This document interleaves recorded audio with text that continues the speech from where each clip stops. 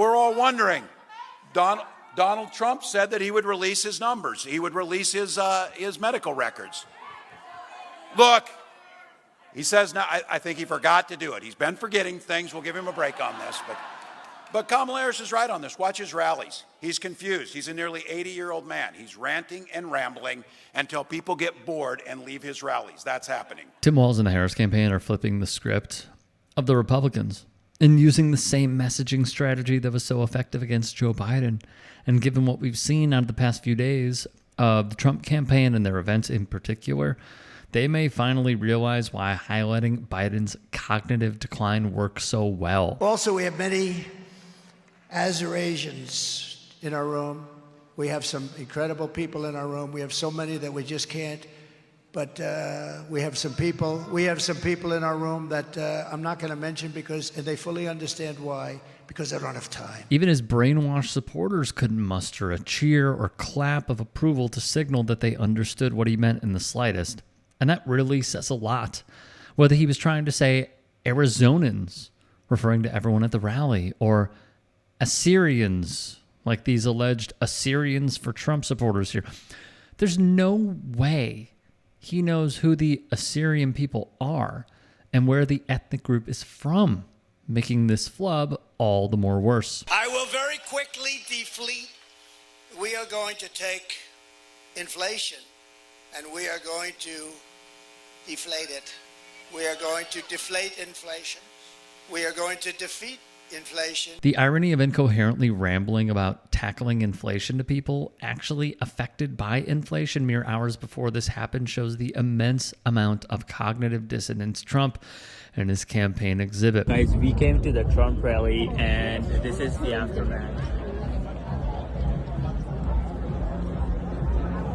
Man, all those people walking right now, they got hope.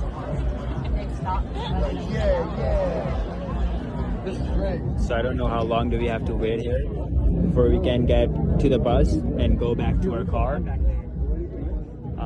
We waited like 7 hours to just get in the rally and now it's time to go back. So hopefully we don't have to wait for that long to get in the bus because our cars is back there at the parking, which is like 5-6 miles away. Thousands of Trump loyalists were stranded in the desert for hours without food, water, and restrooms miles away from their cars after his recent rally at a private ranch in Coachella, California. This isn't normal. Apparently the buses are no longer coming, or at least there used to be like 20 buses when we were being brought here, but now there's only like 3 buses operating, and it's an absolute,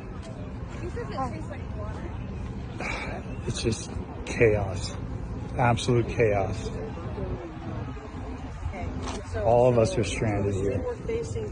Everyone's stranded here. This nightmare falls directly at the feet of the Trump campaign and its staff. But given what we've seen out of Trump's record of refusing to pay venues, contractors, lawyers, and many more, we will not be surprised, and you should not be surprised that this happened once and will happen many more times. We've known all along that Trump and the Republican Party at large couldn't care less about the well-being of their voter base and view them solely as a means to acquiring power. So it's no stretch to speculate that the campaign tried to strong-arm the bus company into providing their services for a free or, I don't know, hefty discount.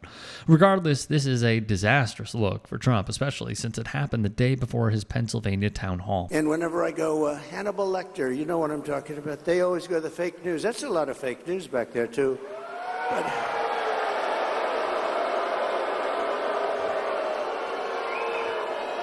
they always mention, you know, it's a way of demeaning. They just say, Hannibal Lecter, why would he mention? Well, you know why? Because he was a sick puppy, and we have sick puppies coming into our country. I figure that's a lot. That's better than wasting a lot of words. You just say Hannibal Lecter. We don't want him, but they always sort of say, why would he say that? I do it for a lot of reasons, but I do it because we are allowing some very bad people into our country. It will be, I'll tell you, if everything works out, if everybody gets out and votes on January 5th, or before, you know. Well, sir, do you want to play your song and then greet a few people, or do you want to? Well, you had said you wanted to close with a specific song. Okay, let's do a couple of two more fast questions. So, Justin, how about a couple of really beauties? and we'll sit down and relax. Let me just give you the bottom line, though. We win Pennsylvania. We win this great Commonwealth. We are going to win the whole ball game. It's such an important place. And we relate. And we are up in the polls fairly nicely. But it's really important.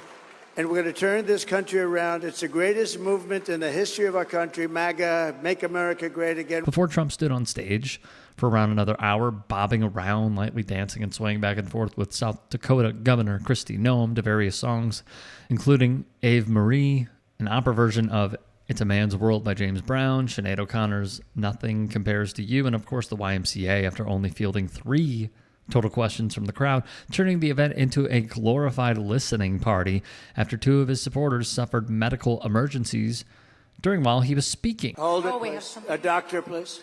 Doctor. Our first responders are amazing, the way they can do things so beautifully and quickly. That looks a little bad.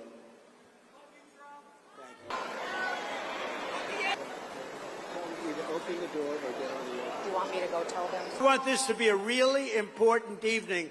And those 2 people that went down are patriots, and we love them. Yes. And because of them, we ended up with some good music, right? Right? So play YMCA. Go ahead. Let's go. We hope those 2 people are okay. But going straight into the YMCA after 2 of your followers had to receive medical attention at your event instead of extending your visit and allotting more time to answer questions is par for the course for this guy.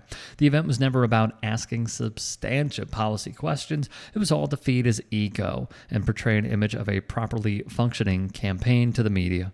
If you can and are willing, please become a paid member here at TYT Sports.